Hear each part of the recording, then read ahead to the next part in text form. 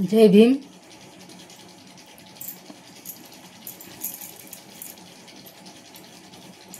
दीपदान उत्सव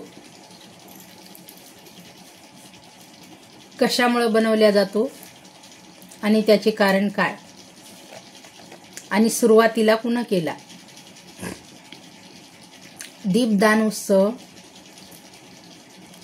भगवान बुद्धाचे निर्वाणपद झाल्याच्या नंतर त्यांच्या हस्तीवर 8 स्तूप तयार करण्यात आले होते। त्या 8 स्तूपापैकी 7 स्तूपांचं उत्खनन करून महान राजा अशोक सम्राट यांनी 84,000 स्तूप बनवले। तर त्या स्तूपांची पूजा कशी करायची आणि लोकांना एकाच दिवशी कळलं पाहिजे, मग काय करायचं? त्यांची भिक्खू संघासोबत चर्चा होत होती। तर एक भिक्षू आहेत, पाटलीपुत्राचे भिक्षू।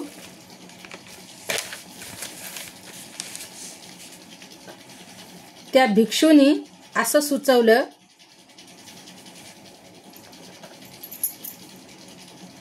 की ती पूजा सध्या तर वर्षावास चालू आहे, आम्ही ती पूजा करण्यासाठी येऊ शकत नाही।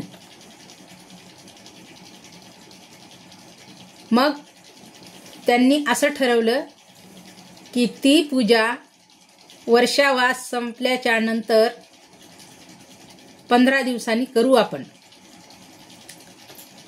कारण त्यांचा कार्यक्रम सुरू असतो 14 दिवसासाठी।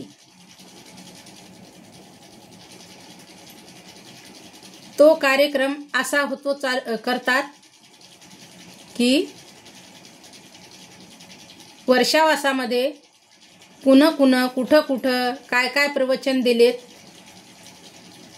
त्याच्या संदर्भामध्ये 14 दिवसाचा कार्यक्रम होतो आणि 15व्या दिवशी दीपावली येते। त्यांच्या भिक्षूने सुचवलं की ज्या दिवशी हातानी काय लिहिलंय त्यांनी त्याच्यामध्ये, तळ हातानी सूर्य झाकल्या जाईल आणि पूर्ण अंधार होईल, असं लिहिलेलं आहे शिलालेखावर।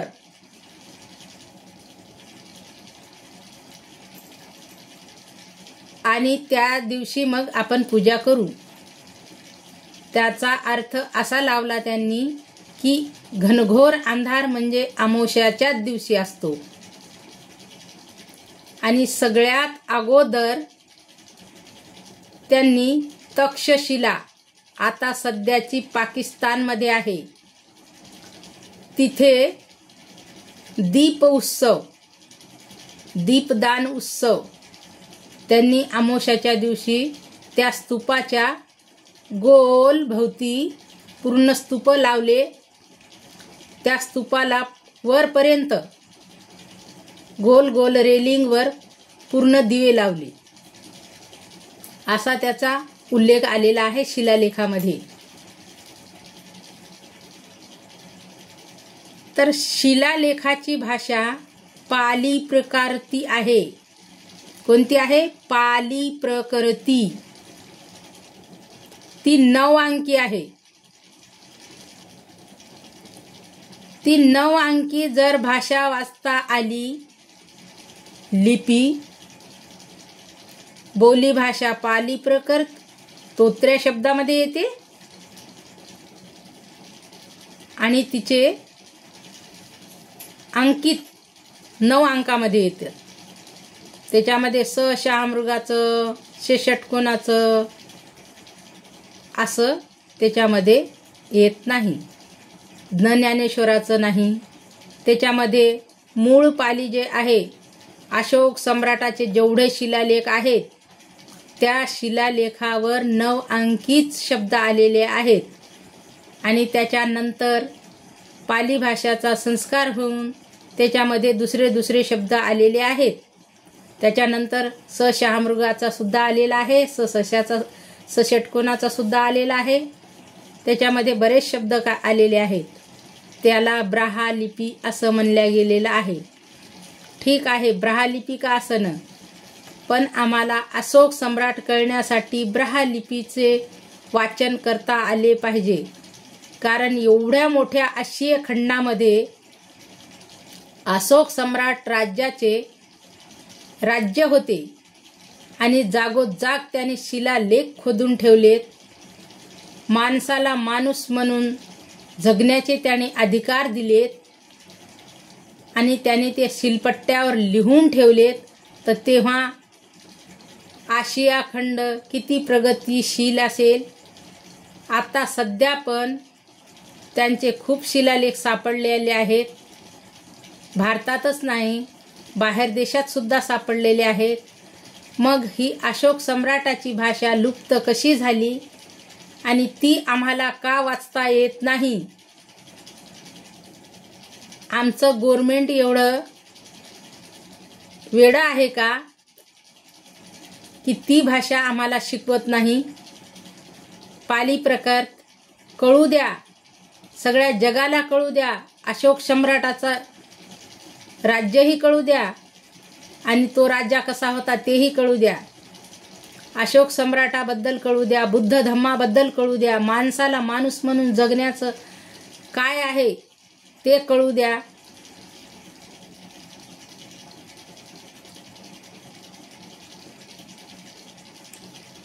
भगवान बुद्धाचे प्रवचन पाली भाषामध्ये आहेत. तेव्हा धम्म कळेल लोकांना. धम्म कळेल तर व्याभिचार होणार नाहीत. जे काही हे एवढं चाललंय ते होणार नाही. त्याच्यासाठी धम्म कळणं जरुरी आहे. धम्मामध्ये खूप मोठा पावर आहे. त्याच्यामध्ये काही असं नाही धम्मामध्ये की तुम्ही हे करसाल तर तुम्हाला ते भेटल. म्हणजे माझ्या बोलण्याचा अर्थ समजून घ्या तुम्ही, मला काय सांगायचं आहे. कारण कोणाची भावना दुखू नये म्हणून मी ते काही शब्द तसे वापरणार नाही. ते तुम्ही समजून घ्या. माझ्यापेक्षा तुम्ही खूप हुशार आहात समजून घेण्याच्या बाबतीत. माझी एकच विनंती आहे आपल्या गव्हर्नमेंटला कळकळीने की पाली भाषा पहिल्या वर्गापासूनच आली पाहिजे आणि ते काय जास्त अंक नाहीत. जशी इंग्लिश आपल्याला कंपल्सरी केली तसे एक शिक्षकही लागू द्या. प्रत्येक शाळेवर पाली शिक्षक लागू द्या. एक शिक्षक जर वाढला तर बेरोजगारी थोडी कमी होईल. बरेच लेकरं आपले लागतील शाळेवर, असं माझं गव्हर्नमेंटला आव्हान आहे. आणि गव्हर्नमेंट हे लक्षात घेतील ही बाब, मला असं वाटतंय. म्हणून मी गव्हर्नमेंटला असं म्हणत आहे. पाली भाषा जर शिकली तर पाली भाषापासून वैद्य भाषा काही एवढे वनस्पत्या सुद्धा आपल्या पॉवरफुल आहेत. त्या शिलालेखावर त्यांचे नावं सुद्धा आहेत. लेकरं वाचतील. 30% माणसं तर वाचू लागलेत, पण लहान लहान मुलालाही वाचता आली पाहिजे. शाळेत गेल्याशिवाय पाली भाषेचा संस्कार होणार नाही. जय भीम.